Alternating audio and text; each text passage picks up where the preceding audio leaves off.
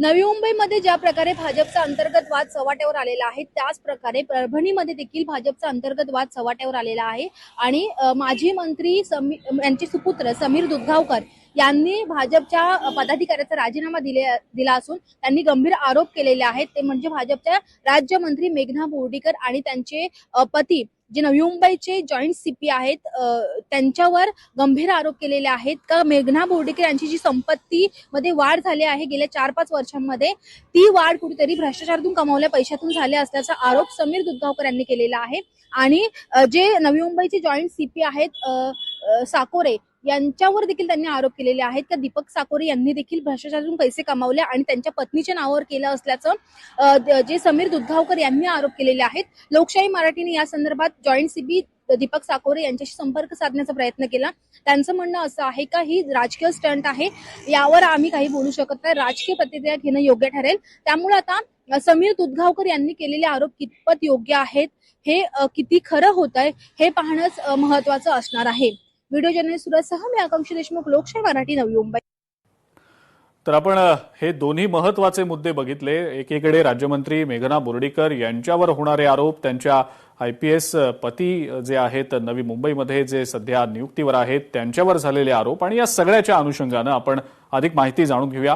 आकांक्षा देशमुख आपली प्रतिनिधी आपल्या सोबत आहे सध्या। आकांक्षा, एकीकडे मेघना बोर्डीकर यांनी स्पष्टीकरण जरी दिलेलं असलं तरी सुद्धा जो मुद्दा अजूनही उपस्थित राहतोच आहे तो या सगळ्या नेक्सस बद्दल जे समीर दुधगावकर यांनी लोकशाही मराठीशी बोलताना सांगितलं, या सगळ्याबद्दल काय नेमकी माहिती आता समोर येते, हा एक पहिला मुद्दा। दुसरा महत्वाचा मुद्दा, डान्स बार अजूनही नवी मुंबई आणि आसपासच्या परिसरातले सुरू आहेत का, आणि सुरू असतील तर त्यांच्यावर कारवाई होताना दिसतेय का, आणि जर कारवाई होत नसेल तर मग ही कारवाई का होत नाहीये, पोलीस या संदर्भात काय म्हणतायत? खरं तर समीर दुधगावकर यांनी अत्यंत गंभीर असे हे आरोप केलेले आहेत। ज्या भाजपच्या राज्यमंत्री आहेत मेघना बोर्डीकर यांचे पती हे नवी मुंबईचे जॉईंट सीपी आहेत आणि त्यांच्याकडनं जी भ्रष्टाचारातून कमावलेली जी कमाई आहे ती संपत्ती कुठेतरी मेघना बोर्डीकर यांच्या नावावर असल्याचा गंभीर आरोप हा दुधगावकर यांनी केलेला आहे। त्यामुळे एकच खळबळ उडालेली आहे।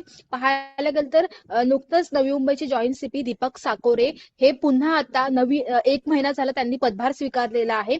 मात्र जर पाहायला गेलं तर नवी मुंबईमध्ये जे डान्स बार आहेत ते अद्यापही सुरू आहेत आणि अशाच प्रकारे कुठेतरी अवैध पद्धतीने हा जो पैसा कमवला जातो तो पैसा आपल्या पत्नीच्या नावे केला जात असल्याचा गंभीर आरोप दुधगावकर यांनी केलेला आहे।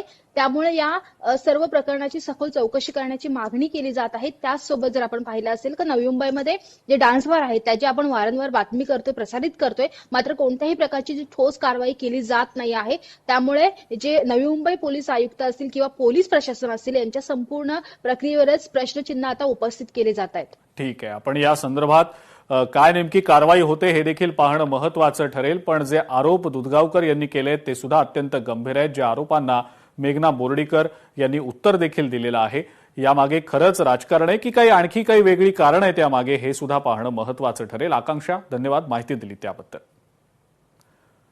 तर राज्यमंत्री मेघना बोर्डीकर यांच्यावर समीर दुधगावकर यांनी अत्यंत गंभीर स्वरूपाचे आरोप केलेले आहेत आणि केवळ मेघना बोर्डीकर यांच्यावरच नाही तर त्यांचे पती जे पोलीस दलामध्ये सेवेत आहेत दीपक साकोरे यांच्यावर सुद्धा दुधगावकर यांनी अत्यंत गंभीर स्वरूपाचे आरोप केलेले आहेत।